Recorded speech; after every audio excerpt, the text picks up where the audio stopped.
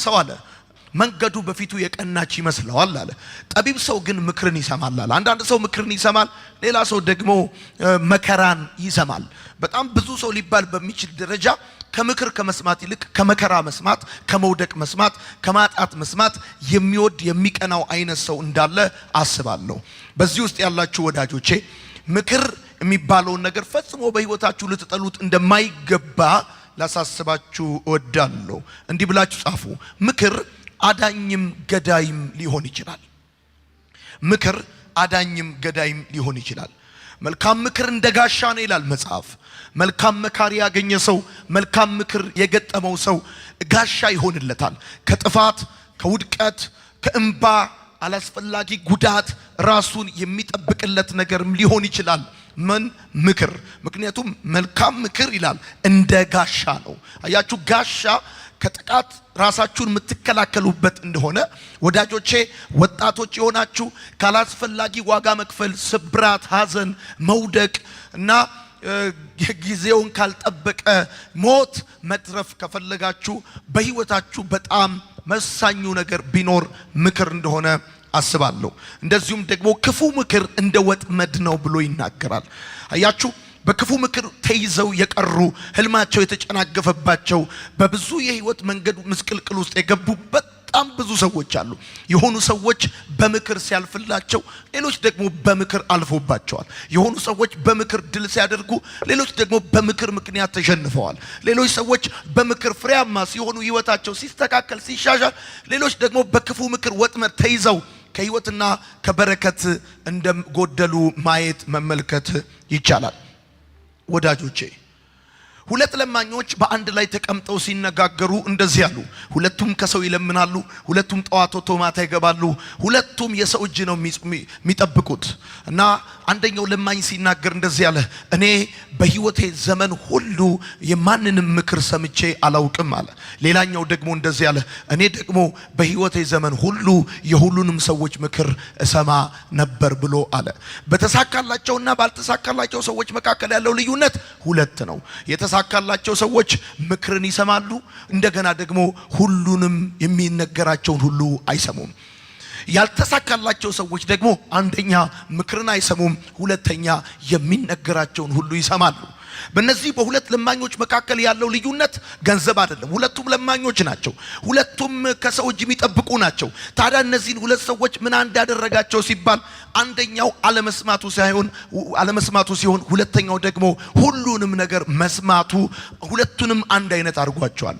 ወዳጆቼ ምክርንም አለመስማት፣ ምክርንም ሁሉ መስማት ሁለቱም አደጋ በህይወታችሁ ሊያመጣ እንደሚችል ማወቅ መቻል አለባችሁ። የተሳካላቸው ሰዎች ምክርን የሚሰሙ ናቸው። እንደዚሁም ደግሞ በሁለተኛ ደረጃ የተነገራቸውን ሁሉ ግን የማይሰሙ ናቸው። ያልተሳካላቸው ሰዎች የወደቁ ህልማቸው፣ ሐሳባቸው ሁሉ የተዘበራረቀባቸው ሰዎች ደግሞ አንደኛ ምክርን አይሰሙም፣ ሁለተኛ ደግሞ በተቃራኒው የሁሉንም ሰው ምክር ደግሞ የሚሰሙ አሉ። መንገድ ላይ፣ ካፌ ውስጥ፣ አውቶቡስ ውስጥ፣ የተለያየ ቦታ ላይ ያገኛቸው ሰው ሁሉ የሚሰሙ መርጠው የማይሰሙ በጣም ብዙ ሰዎች አሉ። በእነዚህ 5 ቀናቶች ውስጥ እንኳን ማን እንደሆነ ከየት እንደመጣ ምን ፍላጎት እንዳለው የማታውቁት መካሪ እዚህ ግቢ ውስጥ እንዳጋጠማችሁ ተስፋ አደርጋለሁ። ስለዛ ጉዳይ ዕውቀት ይኑረው አይኑረው፣ ልምድ ይኑረው አይኑረው፣ ያንን ጉዳይ ምን እንደሆነ እንኳን ሳትረዱ በጣም ብዙ ሰዎች በቀላሉ ሊሰጧችሁ የሚፈልጉትና የሚቀላቸው ነገር ቢኖር ምክር ነው። ስለዚህ እንደዚህ ብላችሁ ጻፉ። የተሳካላቸው ሰዎች ምክርን የሚሰሙ ናቸው። አንደኛ የተሳካላቸው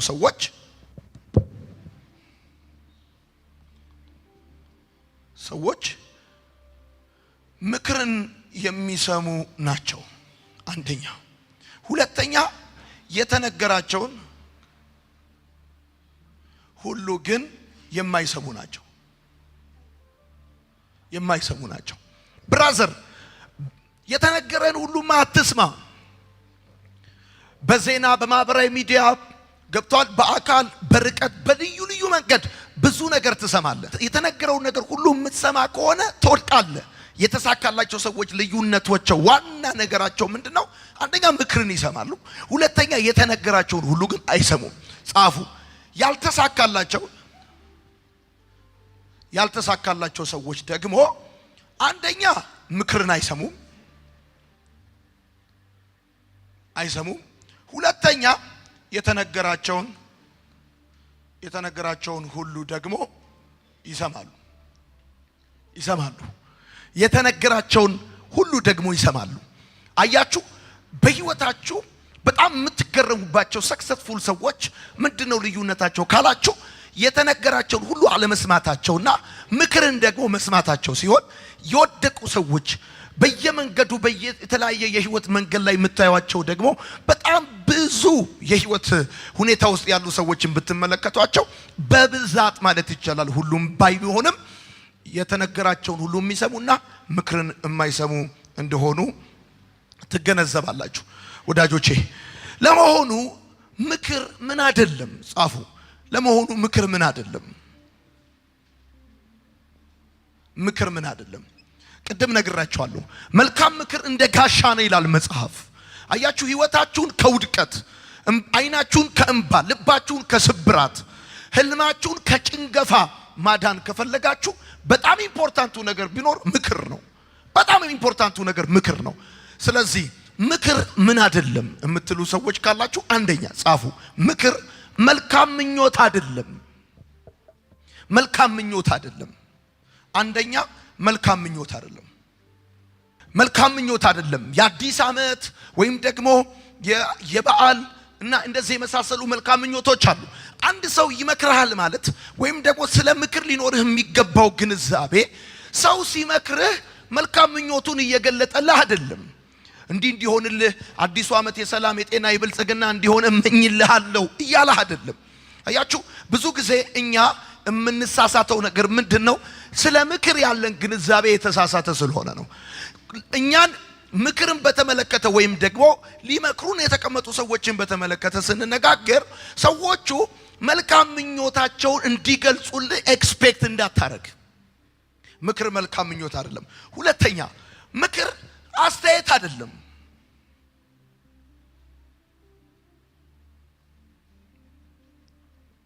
ምክር አስተያየት አይደለም። ምክር አስተያየት አይደለም። ወዳጆቼ ምክር አስተያየት አይደለም። በነገራችን ላይ አስተያየትና ምክር መካከል ያለው ልዩነት ምን መሰላችሁ? አስተያየት ፍቃደኝነት በሌለበት፣ ጻፉ። አስተያየት ፍቃደኝነት በሌለበት፣ ልብ ባልተሰበሰበበት፣ ስሜት ባልሰከነበት ሊነገር ይችላል። አያችሁ፣ አስተያየት የሚባለው ጉዳይ ይኸውልህ ስለ ትምህርት፣ ስለ ውሎ፣ ስለ ህይወት፣ ስለ መውጣት፣ ስለ መግባት፣ ስለ ተለያዩ ጉዳዮች አስተያየት ሰዎች ሊሰጡ ይችላሉ። አስተያየት ይሰጣል ማለት ግን በአስተያየትና በምክር መካከል ያለው ልዩነት ምንድነው? አስተያየት ፍቃደኝነት በሌለበት፣ ልብ ባልተሰበሰበበት፣ ከዛ ስሜት ባልሰከነበት ሊነገር ይችላል። ነገር ግን ጻፉ እንደዚህ ብላችሁ፣ ነገር ግን ምክር ፍቃደኝነት ባለበት የሚነገር ቃል ነው። ስሜታዊነት በሰከነበት፣ ልብ በተሰበሰበበት የሚነገር ቃል ነው ምክር። በአስተያየትና በምክር መካከል ሰፊ ልዩነት አለ። መጽሐፍ ምን አለ? ተላላ መንገዱ በፊቱ የቀናች ትመስለዋለች፣ ጠቢብ ሰው ግን ምክርን ይሰማል አለ። አሁን በደንብ አድርገህ ስማኝ። ምክር የጠቢብ ሰው ህይወት ነው። በጣም የጠቢብ ሰው ህይወት ምንድነው ካልከኝ ምክር ነው። ኦኬ፣ እዚህ ጋር እንድታቀል የሚፈልገው ነገር ምንድነው? ለምሳሌ አንድ ሰው አስተያየት ይሰጣል ማለት ይሄ አስተያየትና ምክር መካከል ልዩነት አለ። ምክንያቱም አስተያየት ምክር ያልሆነበት ምክንያት ምንድነው? ፍቃደኝነት በሌለበት ሊነገር ይችላል አስተያየት። ሲቀጥል ልብ ባልተሰበሰበበት፣ ስሜት ባልሰከነበት ሊነገር ይችላል ምን? አስተያየት። ለምሳሌ ልንገር፣ አንተ ማርሲል ቴሌቪዥን ፌስቡክ ውስጥ ገብተህ ኮሜንት መጻፍ ትችላለህ፣ አስተያየት መስጠት ትችላለህ። አንተ አስተያየት ሰጥተሃል ማለት እኛ ፍቃደኝነት የልብ ፍቃደኝነት ከሌለ በስተቀር እናረጋዋለን ማለት አይደለም። አንተ ተቃውሞሃል ማለት ወይም ደግፈዋል ማለት ይሆናል ማለት አይደለም። ለምሳሌ ብድግ ብለህ ይሄን ቤት ለምንድን ነው ነጭ ማትቀቡት ብለህ አስተያየት ልሰጥ ትችላለህ። ምክር የሚሆነው ግን አየህ ፍቃደኝነት ባለበት ልብ በተሰበሰበበት ስሜት በሰከነበት የሚነገር ቃል ነው ምክር። አሁን የብዙዎቻችን ችግር ምንድነው? ምክር የምንሰማ እንመስላለን፣ ነገር ግን ፍቃደኝነት የለንም። የብዙዎቻችን ችግር ልባችን ባልተሰበሰበበት ሁኔታ ነው ምክር የምንሰማ የምንመስለው። ጥሩ ቤተሰቦች ያላችሁ እንደው የተረፈ ነገር እንኳን ባይኖራችሁ ልምድ ያላቸው ዕውቀት ያላቸው የናንተን ጉዳት የማይፈልጉ ሰዎች እንደዚህና እንደዛ ብለው ለናንተ የሚነግሯችሁ ሰዎች አሉ። እነሱን የመታ ድንጋይ እናንተን እንዳይመታ ያቆሰላቸው እንዳያቆስላችሁ አይ ይሄ ነገር ትክክል አይደለም ብለው የሚሏችሁ ሰዎች ይኖራሉ። ነገር ግን ማወቅ ያለባችሁ ነገር ምንድነው? ምክር የሚባለው ጉዳይ መልካም ምኞት አይደለም፣ አስተያየት አይደለም። ምን ይፈልጋል? የልብ ፍቃደኝነት ይፈልጋል። ምን ይፈልጋል? የልብ መሰብሰብ ይፈልጋል። የሰከነ ስሜት ይፈልጋል።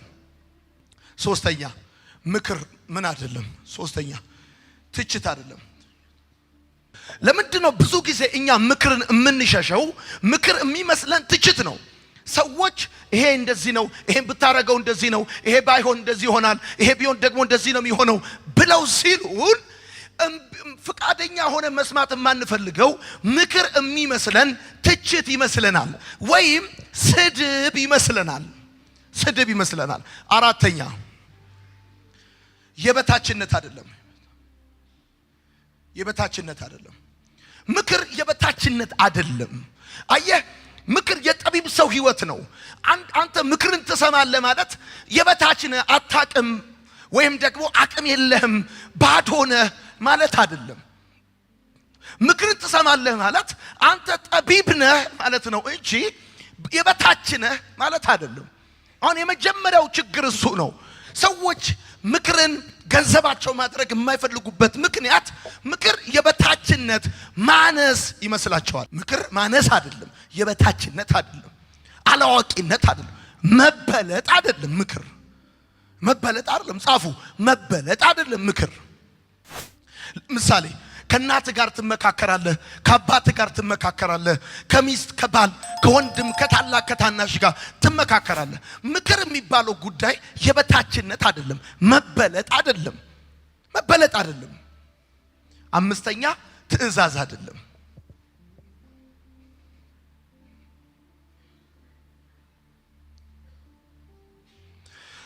ለዚህ ነው ብዙዎቻችን ምክር የሚባለው ነገር የማንፈልግበት ምክንያት ምንድነው? አንደኛው ብዬ የማምነው እኔ ትዕዛዝ ስለሚመስለን ነው።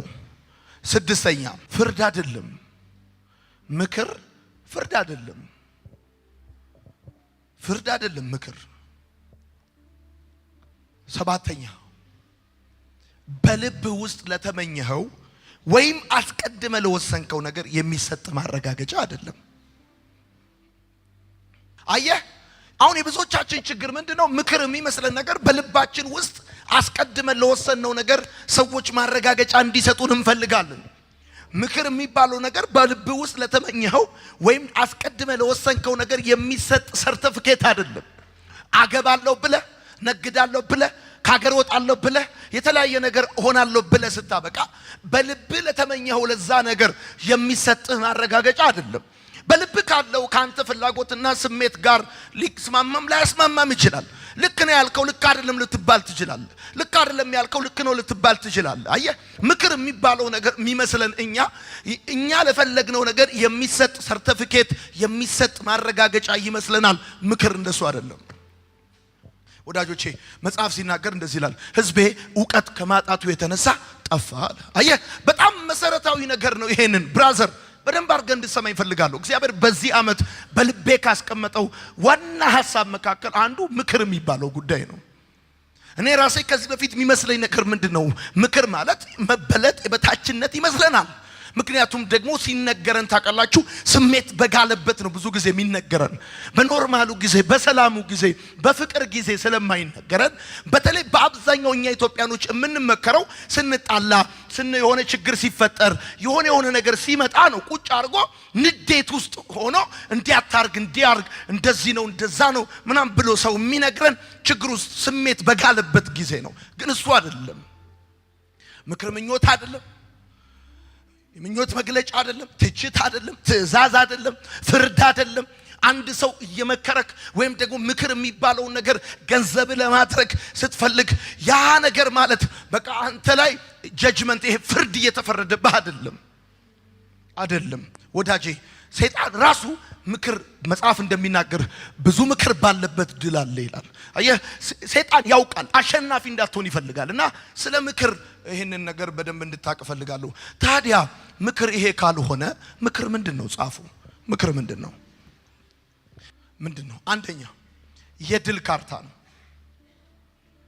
ካርታ ነው በነገራችን ላይ በደንብ አድርገህ ስማኝ መጽሐፍ ቅዱስ ሰዎች ምክርን እንዲሰሙ ያበረታታል መጽሐፍ ቅዱስ ሰዎች ምክርን እንዲሰሙ ያበረታታበት ምክንያት ምን መሰለ እያንዳንዱ ሰው የራሱ ማየት የተሳነው ክፍል አለው እያንዳንዱ ሰው የራሱ ማየት የተሳነው ፓርት አለው አየቱንም ያህል አንተ አዋቂ ርምጣም የተማርክ ጎበዝ ጥሩ ጭንቅላት ያለ ብትሆንም ስለራስ አንተ ራስ ማየት የተሳነ የህይወት ክፍል አለ ስለዚህ እግዚአብሔር አምላክ በሌሎች ሰዎች ተጠቅሞ በአንተ ህይወት ውስጥ መስራት የሚፈልጋቸው ስራዎች አሉ እኔ ዮናታን አክሊሉ የቱንም ያህል አገልጋይ ብሆን ጎበዝ ብሆን ጠንካራ ብሆን ነገር ግን ማየት የተሳነኝ የራሴ ደግሞ ክፍል አለኝ ለምሳሌ እኔም ብትጠይቀኝ አይደለም በሌላው በኮንስትራክሽን በፋይናንስ በቴሌቪዥን በተለያየ ጉዳይ አይደለም በአገልግሎት ውስጥ እንኳን ማየት የተሳነኝ የራሴ የሆነ ክፍል አለኝ አየ ከኔ በላይ 30 40 ዓመት 50 ዓመት ያገለገሉ ሰዎች አሉ ከኔ በላይ